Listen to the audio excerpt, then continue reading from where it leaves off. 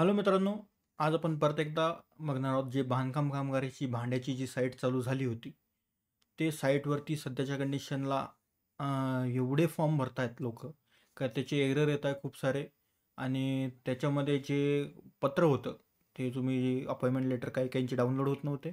तर त्याच्यासाठी एक नवीन ऑप्शन आलं आहे. ते कसं आलं ते बघूयात.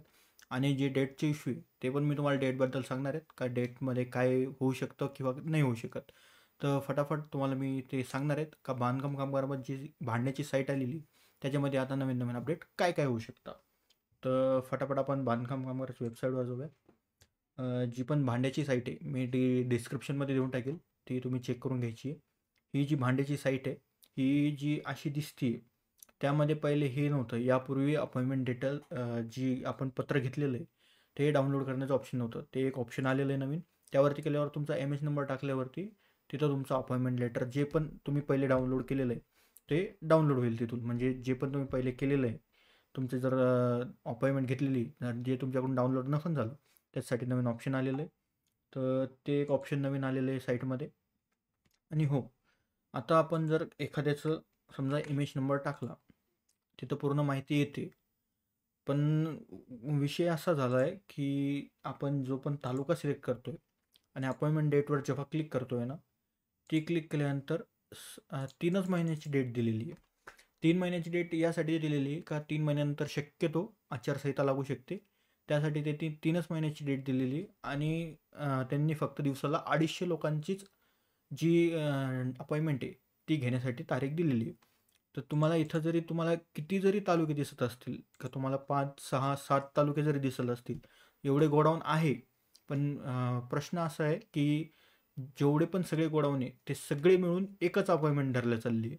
का तुमची जर कन्नडचं गोडाऊन आहे, दुसरं मी संभाजीनगरचं सांगतो. असे 6 गोडाऊन आहेत. तर 6 गोडाऊनमध्ये जर तुम्ही कन्नडचं जरी घेतलं तरी 30 तारीख भेटेल. संभाजीनगरचं जरी घेतलं तरी 30 तारीख भेटेल. तर समजा 6 गोडाऊन मिळती 250 फॉर्म ऑनलाईन होत आहेत. तर सरकार त्यामध्ये अजून एक चेंज करू शकते का प्रत्येक गोडाऊनला 250-250ची लिमिट देऊ शकते. पण सध्याच्या कंडिशनला असं झालं आहे का प्रत्येक सगळे गोडाऊन मिळून 250च फॉर्म ऑनलाईन होत आहेत. तर तो एक मोठा बदल झाला तर तुम्हाला अजून फॉर्म भरण्यासाठी मदत होईल. पण ते अजून तर काही माहिती नाही, त्याच्याबद्दल कन्फर्मेशन आलेली नाही आहे. पण तो एक प्रश्न होऊ शकतो.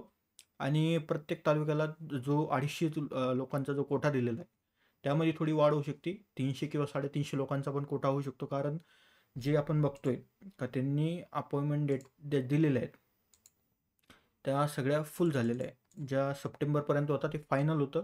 सप्टेंबरपर्यंत पूर्ण डेट फुल झाले आहेत आणि साईट येऊन फक्त 2च दिवस झाले. तर विचार करा 2 दिवसात एवढे फॉर्म झाले. तर जर त्यांनी जर हा कोटा नाही वाढवला तर साईट जर चालू केली तर हे तर 4 ते 5 वर्षापर्यंत चाललं असंच. आता जर अपॉइंटमेंट घेतली आणि लोकांना जर 4 वर्षानंतरची अपॉइंटमेंट भेटली तर त्या लोकांनी काय करायचं. त्यासाठीच सरकार काही ना काही करेल. गोडाऊन वाढवतील, जे पण काही कंत्राटी कामगार आहेत त्यांना वाढवतील, ऑनलाईन करण्याची पद्धत थोडी वाढवेल, त्यात थोडेसे कोठा वगैरे जो असेल तो पण वाढू शकतो. तर ते सगळं होऊ शकतं. तर त्यामध्ये अजून छोटे मोठे एवढेच चेंजेस होईल, याच्यापेक्षा जास्त चेंज होणार नाही. तर फक्त एकच मोठी गोष्ट आहे जी प्रत्येक तालुक्यामध्ये ती 250 जणांची लिमिट आहे. ती प्रत्येक तालुक्याला एका तालुक्याला 250ची लिमिट होईल. तेवढाच एक मोठा बदल होऊ शकतो. तो जर बदल झाला तर सगळ्यांना खूप मोठा चान्स आहे की फटाफट ज्यांनी फॉर्म भरलेले नाही त्यांनी फॉर्म भरून घ्यायचा.